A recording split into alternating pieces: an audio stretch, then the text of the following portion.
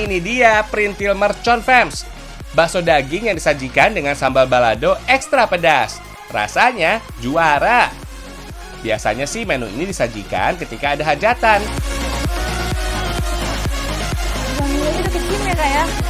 Aneka sajian dari daging terkenal lezat dan gurih. Penyebabnya ada kandungan protein dan lemak.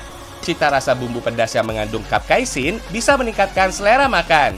Belum lagi ada tambahan rebusan telur puyuh. Beuh, istimewa. Ini dia bahan untuk membuatnya. Ada daging sapi, telur, dan bumbu rempah. Sekarang kita buat bola-bola daging alias perintil fams. Sebelumnya daging harus dihaluskan ya. Bisa pakai mesin atau dicincang secara manual. Pastikan daging tercacah dengan baik supaya tekstur masakan semakin baik. Lanjut, tambahkan bumbu rempah, mulai dari garam, lada, dan kaldu daging. Jangan lupa masukkan sedikit tepung untuk mengikat adonan. Disusul kuning telur dan bawang goreng, biar rasanya makin enak dan gurih.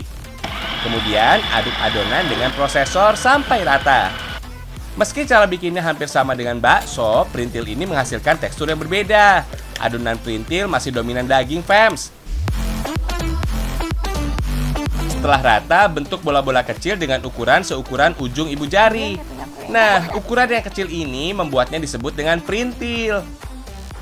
Lanjut, perintil digoreng dengan minyak yang berlimpah. Cara masak ini dikenal dengan istilah deep frying fams.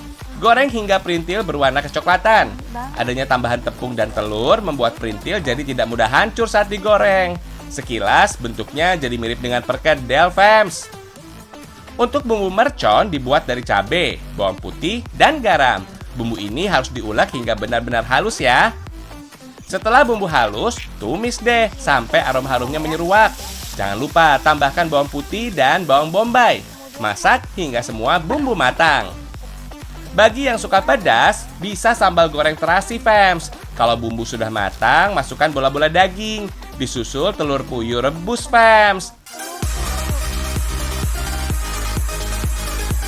Tara, perintil daging sambal mercon siap untuk disajikan. Selain di Lampung, perintil mercon juga ada di Banten dan Jawa. Selain disajikan ketika ada hajatan, menu ini juga jadi pendamping ketupat sayur saat lebaran tiba.